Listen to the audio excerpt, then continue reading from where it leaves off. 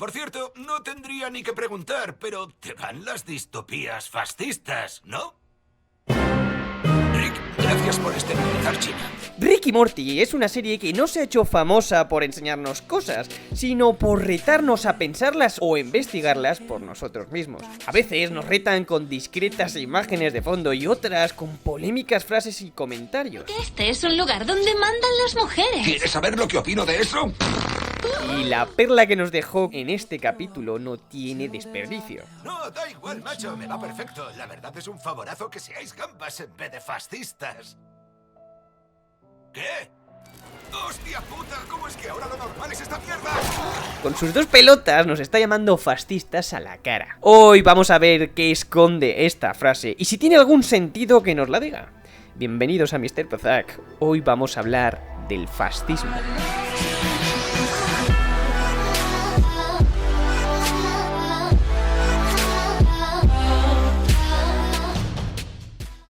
Lo primero que me di cuenta al estudiar el tema es que la palabra fascista se utiliza para todo, pero cuando digo para todo es para todo, incluso para criticar al pescadero por subir los precios del besugo. ¿Pero sabemos de verdad lo que significa fascista? A ver, estrictamente hablando, fascista es la persona que milita o procesa los ideales del Partido Nacional Fascista, creado por el dictador Benito Mussolini. Hablamos de un partido que asesinó a casi 1 millón de personas. Llámame loco, pero subir el precio de las gambas está muy lejos de esto. Ahora bien, y esto es muy importante, matar a millones de personas tampoco te convierte en un fascista. Lo que diferencia a unos genocidas de otros son las ideas con las que consiguieron hacerlo. La esencia del fascismo se basaba en 3 principios que tanto Hitler como Mussolini aplicaron con magníficos resultados. Lo curioso es que estas ideas parecen sacadas de un cómic malo de Marvel, y ahora verás por qué. Primero, somos los X-Men. Sé que suena estúpido, pero así fue. Era importantísimo convencer a los votantes de que eran superiores, pero no solo en cultura y costumbres, sino incluso a nivel genético. Der sich als Träger seines besten Blutes fühlen und dieses Wissen zur Führung der Nation erhoben hat und entschlossen ist, diese Führung zu behalten, wahrzunehmen und nicht abzugeben. Esto les hacía sentir más fuertes y, más importante aún, convertía la invasión y la aniquilación de otros pueblos en un deber moral de su raza. ¡Somos la evolución! Somos el futuro. Nosotros heredaremos esta tierra. Segundo, cualquier tiempo pasado fue mejor. ¿Recuerdas cuando eras niño? A que te fliparía volver a esa época. Ahora bien, yo cuando miro a los niños de mi alrededor, que no llora, grita y que no se queja, y el otro se está pegando con su hermano. A ver, no digo que la infancia sea una mierda, pero si te paras a pensarlo no es tan buena como la recuerdas. Esto es por culpa de tu cerebro. Numerosos estudios demuestran que a la hora de recordar el pasado, tu cabecita melona elimina muchas de las cosas negativas. Que hasta nuestro cerebro nos engaña. Y Mussolini y Hitler se dieron cuenta de esto. Por eso usaban el supuesto pasado glorioso para demostrar su superioridad como raza y ridiculizaban el presente. Y así además conseguían cierto fanatismo por volver al pasado. Il popolo italiano ha creato col suo sangue l'impero. In questa certezza suprema, levati in alto, legionari, e i cuori a salutare, dopo 15 secoli, la riapparizione dell'impero sui colli fatali di Roma. Tercero, el villano. Estos dictadores debían justificar la decadencia de su glorioso pueblo. Y claro, culpar a cosas como la política, la educación o la guerra no eran suficientes. Primero porque eran términos muy complicados, que además esbozaban posibles soluciones pero a muy largo plazo. Y lo peor de todo es que no dejaban claro quién tenía la culpa. Así que la solución era muy sencilla. La culpa la tienen los de fuera.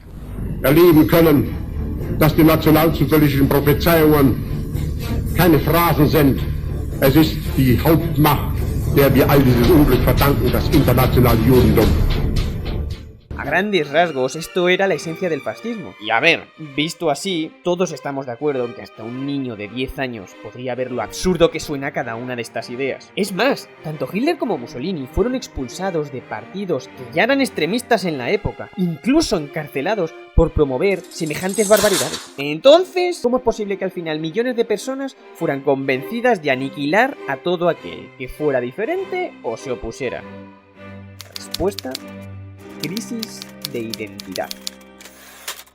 Todos asociamos la crisis de identidad a la etapa de la adolescencia, donde estamos ansiosos por saber cuál es nuestro sitio y nos agarramos a la primera cosa que nos haga sentir pertenecer a algo. Pero ojo, conseguir tener nuestra identidad más o menos definida no nos libra de que un suceso traumático lo mande todo a la mierda. Y con el pueblo alemán y el italiano, los traumas se cebaron. Y más concretamente con la clase media, y es que las secuelas de la Primera Guerra Mundial fueron devastadoras. Miles de mujeres perdieron hijos, cientos de empresas destruidas dejaron sin trabajo a millones de trabajadores, y el poco dinero que habían ahorrado estas familias no valía nada por la tremenda recesión, por no hablar de la inevitable sensación de apenas distinguirse de la clase obrera, que sí que es muy posturista, pero eso estaba ahí de fondo. En definitiva, nos encontramos ante pueblos que lo habían perdido todo. La brutal crisis de identidad de sus gentes les hizo perder la razón por completo, y por eso solo en ese preciso momento de la historia pudo triunfar el fascismo. Estas ideas no solo creaban un culpable claro al que poder escupir la frustración, sino que además les hacía sentir parte de algo que les hacía fuertes, y encima les aseguraban soluciones rápidas. ¿Por qué? Porque a veces lo que necesitas de verdad es que otro pague un precio terrible. No. Pero yo no veo a nadie matando negros ni judíos. ¿A qué viene que Rick nos llame a todos fascistas? Deja que te enseñe alguno de los hechos por los que quizás Rick nos esté llamando fascistas. Quim Torra, presidente de Cataluña, dice de los españoles, y cito textualmente: son bestias de otro tipo, carroñeras, víboras, llenas, bestias con forma humana, con una tara en el ADN. Jair Bolsonaro, el presidente de Brasil, que por cierto no tiene problemas en reconocer su homofobia y xenofobia, no tuvo ningún reparo en amenazar con fusilar a la oposición ante las cámaras de televisión. Pero vaya, que nos podemos ir al mismísimo presidente Trump. Con su mensaje "Hagamos América grande de nuevo", convenció a los estadounidenses de que el continente entero les pertenecía y era su deber arreglarlo. Eso sí, salvo que fueras de Chile, Venezuela, Nicaragua, México, Argentina o cualquier país de Latinoamérica. A esos, como si revientan. Esta gente representa a millones de personas, que no son 4 señores de Albacete. Lo más curioso de todo es que esto hace 10 años era impensable. ¿Y dónde está la guerra que lo justifique? Nuestra guerra no fue con tanques, sino con hipotecas. Antes de la famosa crisis del 2008, las grandes potencias de Occidente parecían no tener límites. La economía estaba boyante, y esto benefició incluso a las clases más humildes. Claro, en tiempos de bonanza se facilitó la entrada de ideas nuevas y muy prósperas, como de unidad y de globalización. Pues, si me he comprado un BMW vendiendo en mi ciudad, imagínate lo que podré comprarme si puedo vender al mundo. En fin, lo que pocos saben o quieren aceptar, que lo mismo que provocó el crecimiento de la economía fue también el culpable de la brutal crisis, que se pueden resumir en la pésima educación financiera de millones de personas y el encubrimiento malintencionado de un defecto en el sistema económico y bancario. La crisis llegó, y al igual que la guerra, se cebó con la clase media.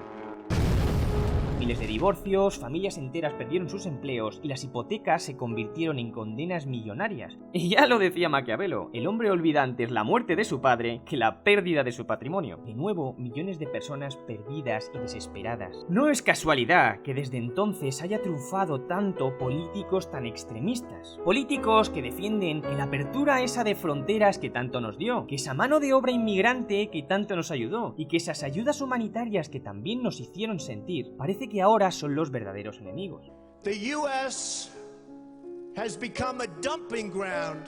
When Mexico sends its people, they're bringing drugs, they're bringing crime, they're rapists. It's coming from all over South and Latin America, and it's coming probably from the Middle East. Pero no veo a nadie que se atreva a culpar a los ciudadanos, y tampoco veo a nadie que tenga la educación como buque insignia de su programa. De nuevo lo que veo son soluciones fáciles a problemas muy complicados. Y ojo con esto, que tiene que quedar muy claro. El problema no son las políticas impopulares o extremistas, y es que, como bien decía Maquiavelo, el que tolera el desorden para evitar la guerra, tiene primero desorden y después la guerra. Por tanto, el problema no es la política extremista, sino el tipo de personas que las defienden. Y en este caso hablamos de líderes mundiales que no buscan ningún tipo de progreso, sino que buscan el beneficio propio, que no promueven la cordialidad, sino incentivan el odio.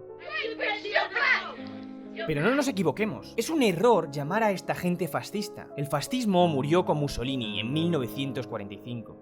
Ahora bien, lo que no tiene sentido es que políticos que buscan ser líderes respetados utilicen las artimañas que estos dictadores patentaron y que solo funcionan cuando el pueblo es ignorante, tiene miedo y está desesperado. Yo no sé tú, pero creo que este tipo de personas no deberían liderar a nadie. Y sinceramente, creo que Rick hace muy bien en insultarnos a la cara, para advertirnos de todo esto, hacernos pensar y que seamos más conscientes de lo que está pasando. Y esto, amigos míos, es lo que descubrí gracias a Rick y Morty.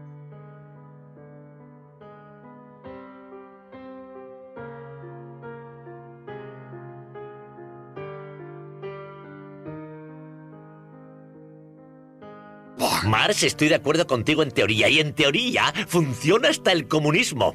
En teoría.